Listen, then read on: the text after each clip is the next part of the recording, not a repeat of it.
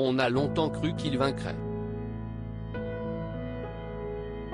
Bernard Tapie s'est battu tel un lion contre son cancer métastasé, pendant des mois, mais il a hélas fini par courber l'équine.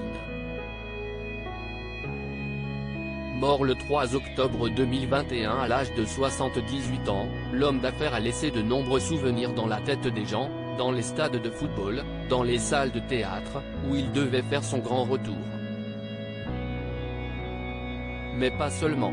Comme le raconte son fils Stéphane, l'un des deux enfants qu'il a eu avec Michel Leyec, dans les colonnes du magazine Gala, Bernard Tapie est également parti alors qu'il avait d'énormes dettes. Plus de 400 millions à rembourser, si est une somme, explique Stéphane Tapie. Beaucoup d'ailleurs restent persuadés qu'il a planqué de l'argent dans un paradis fiscal. Je vais les décevoir, mais il n'a rien planqué du tout, et pour la simple et bonne raison, Tapie était convaincu qu'il allait guérir. Tapie n'était pas dans la transmission, il n'était pas un bâtisseur d'empire, comme l'ont été Marcel Dassault ou Marcel Boussac. Si est paradoxal d'être héritier et de n'hériter de rien. Sauf qu'en ce qui me concerne, je m'en moque complètement. Je n'ai jamais été attaché aux biens matériels, je ne suis pas intéressé, et ça vaut mieux. Mes frères et sœurs ont eu raison de refuser l'héritage. Bernard Tapie a eu 4 enfants au total.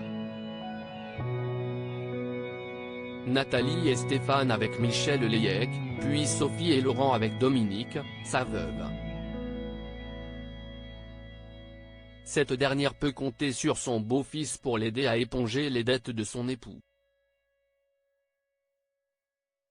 Mais pas spécialement sur le reste du clan.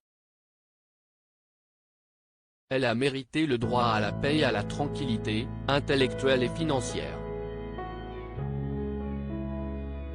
Si mes frères et sœurs ont eu raison de refuser l'héritage, j'ai, pour ma part, demandé un inventaire car il est hors de question qu'elle pâtisse de tout ça, seule, précise Stéphane Tapie. Elle est une sainte à mes yeux. La légende de la marâtre maléfique n'appartient, donc, qu'au conte de fées de nos enfances.